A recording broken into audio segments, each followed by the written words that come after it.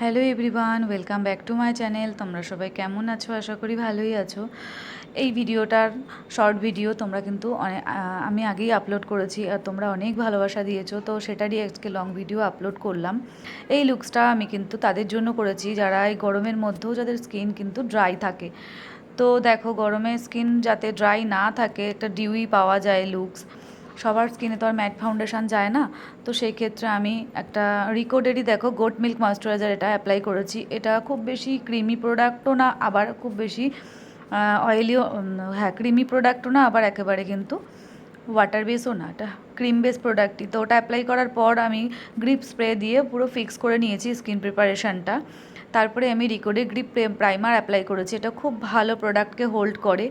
তো এরপরে আমি ক্রাইলনের ডার্মা প্যালেট থেকে একটা ডার্ক শেড নিয়ে আমি কিন্তু ওর কালার কারেকশান করেছি। আর ফাউন্ডেশনটাও কিন্তু আমি ডার্মা প্যালেট থেকেই করেছি।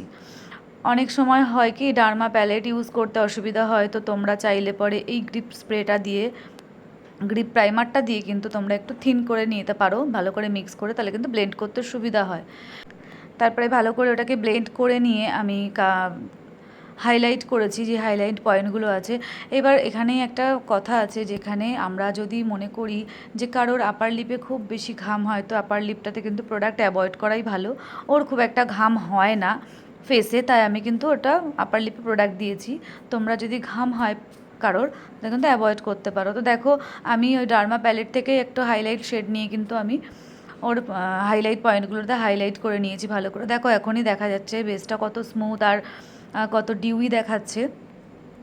তো এরপরে আমি ওই ভেজা বেসের ওপরে আমি পাউডার সেট করার আগেই কিন্তু আমি পাউডার, যে আমাদের পাউডার ব্লাশ, সেটাকেই কিন্তু আমি অ্যাপ্লাই করেছি।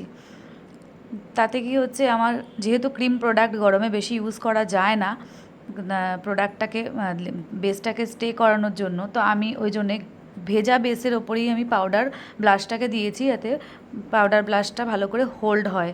আর একটু লিকুইড হাইলাইটার নিয়ে আমি ব্রাশে করে কিন্তু হাইলাইট করেছি। তো এরপরে দেখো, আমি পাউডার সেট করে ওর আইব্রো ড্র করে নিলাম।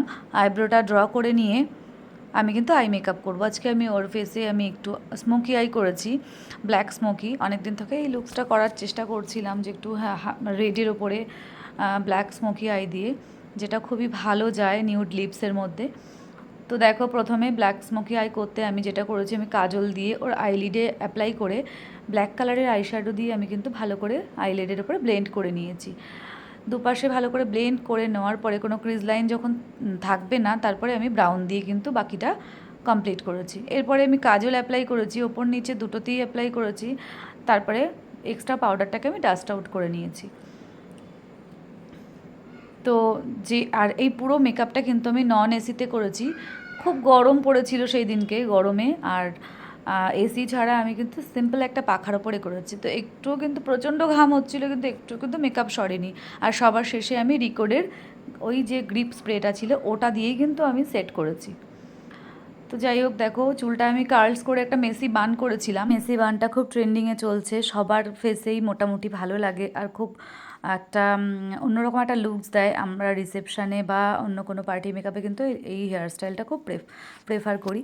তো যাই হোক, দেখো আমার অলমোস্ট লুকস কমপ্লিট হয়ে গেছে। এবার আমি লিপস্টিক অ্যাপ্লাই করব। তো তোমরা দেখে কিন্তু বলো লুকসটা কেমন লাগলো, আর আমার ভিডিওগুলো যদি ভালো লাগে অবশ্যই আমার চ্যানেলটাকে সাবস্ক্রাইব করে দিও। আর যদি ভয়েস দেওয়ার সময় কিছু ভুল বলে থাকি তাহলে ক্ষমা করে দিও। টাটা।